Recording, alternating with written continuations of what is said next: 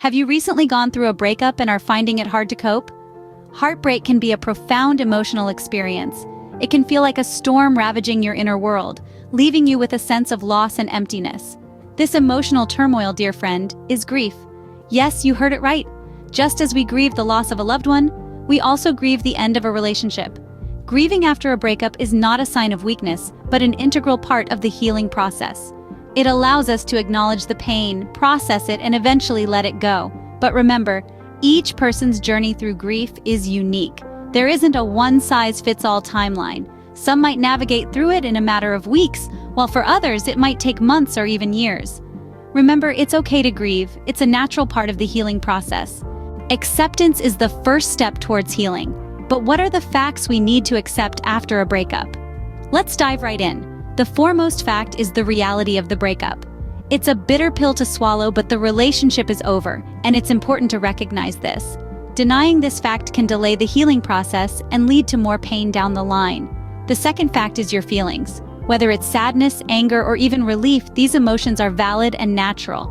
They are a part of you, and they deserve to be acknowledged and respected. Denying or repressing these feelings can be harmful in the long run. Lastly, understand that acceptance isn't about forgetting the relationship or the person. It's not about erasing memories or feelings. Acceptance is about understanding and acknowledging the situation and how it has affected you. It's about saying, this happened and it's okay. I'm okay. Acceptance doesn't mean forgetting. It means understanding and acknowledging the situation and how it has affected you. But what happens to our brain and body when we grieve a relationship? Well, the science of grief is complex and multifaceted.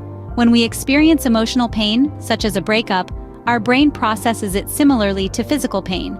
This is because the same regions of the brain, specifically the anterior cingulate cortex and the insula, are activated during both physical and emotional distress.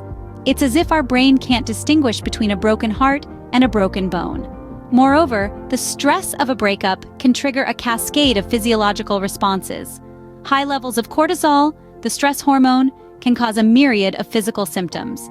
You may experience fatigue as your body uses up energy reserves to cope with stress.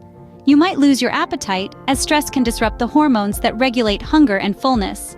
Difficulty sleeping is also common, as heightened stress can disrupt your body's sleep-wake cycle. Intriguingly, our bodies also release dopamine, the reward neurotransmitter, during periods of high emotional distress.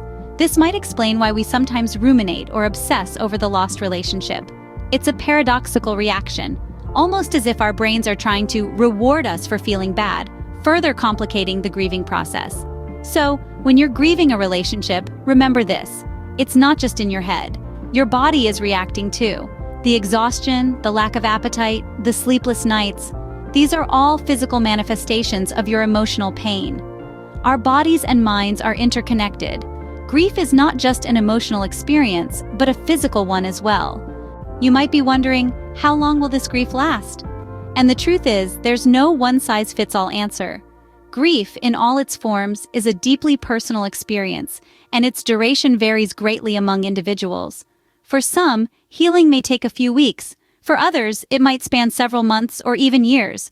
Just as every relationship is unique, so too is the process of grieving its end. It's a journey, marked by stages of denial, anger, bargaining, depression, and ultimately, acceptance. In the throes of grief, it might feel like you're lost in an unending storm. But rest assured, these feelings, as overwhelming as they might be, will gradually lessen over time. The intensity will fade, the pain will ease, and slowly but surely, you'll find your way back to yourself. Healing takes time, but remember, it's okay to move at your own pace. Let's quickly recap what we've discussed today. We've delved into the aftermath of breakups, underscoring the necessity of grieving to heal. We've also explored the realities we must accept, acknowledging that endings can pave the way for fresh beginnings. We've examined the science of grief, understanding its impact on our brain and body.